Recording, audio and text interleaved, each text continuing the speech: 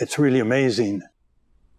People will dispute whether a certain painting is attractive or not, or a certain human being is attractive or not.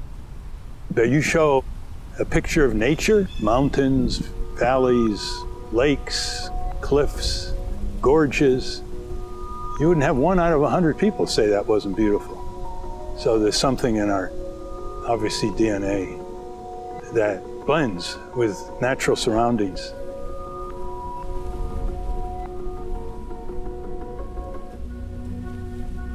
My parents always gave us opportunity for solitude. And they felt that it was very important for us to lie on the grass and following the flight of a bumblebee that was pollinating or the flight of a hummingbird. This was the great maple tree in my growing up. And I would look out at it day after day, and I would watch the birds go through the branches and the wind through the leaves, and the squirrels would go up.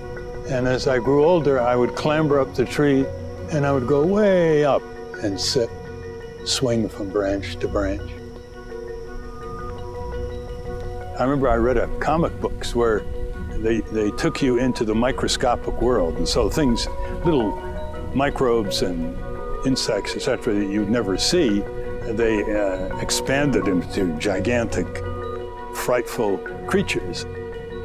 You can turn these aspects of nature into like little laboratories.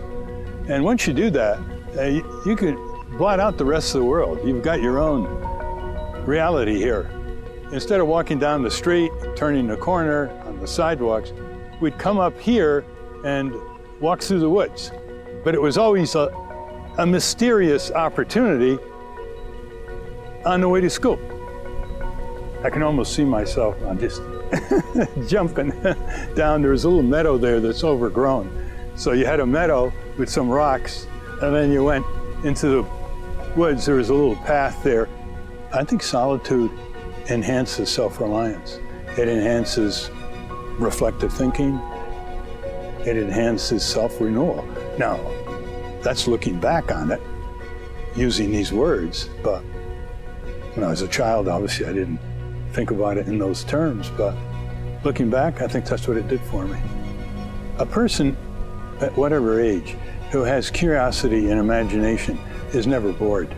Even if there's nobody around, nothing's going on, no movies, no events, no parades, no rallies, just being with yourself.